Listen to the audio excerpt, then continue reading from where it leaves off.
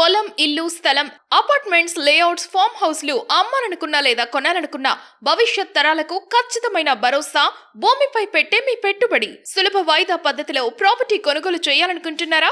Contact JK properties. You dream it, we find it.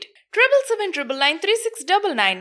ఈ 6 మంది మాత్రమే ధనవంతులు కాగలరని చాణక్యుడు చెప్పాడు. ప్రతి ఒక్కరూ జీవితంలో విజయం సాధించాలని కోరుకుంటారు, కాబట్టి చాలా కష్టపడాలి.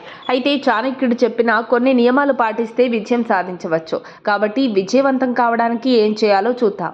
వ్యక్తి విజయం సాధించాలంటే అతను తన జీవితంలో కొన్ని చాణక్యుడి సూత్రాలు, విధానాలను అనుసరించాలి. చాణక్యుడి నీతిని అనుసరించే వ్యక్తి జీవితంలో పురోగతి, శ్రేయస్సును అనుభవిస్తాడు. ఒక వ్యక్తి ధనవంతుడు కావాలంటే చాణక్యుడి సూత్రాలన్నీ పాటించాలా?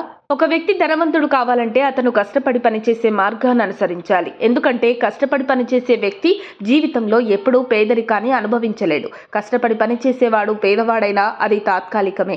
ఎందుకంటే అలాంటి వారికి లక్ష్మీదేవి తన ప్రత్యేక కృపను ప్రసాదిస్తుంది.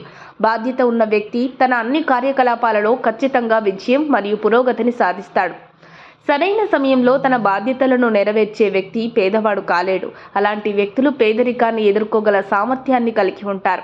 ధనవంతులు కావాలనుకునే వ్యక్తి క్రమశిక్షణ, సహనం కలిగి ఉండాలి. ధనవంతులు కావడానికి ఇది చాలా ముఖ్యమైన అంశం.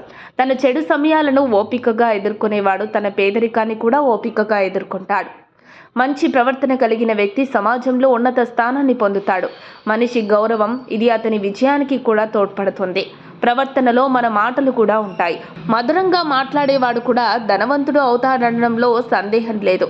సక్సెస్ఫుల్ పర్సన్ అవ్వాలంటే ఆ వ్యక్తి వెనుక ఒక గురువు ఉండాలి. ముందు ఒక లక్ష్యం ఉండాలి. అప్పుడే విజయం సాధిస్తాడు.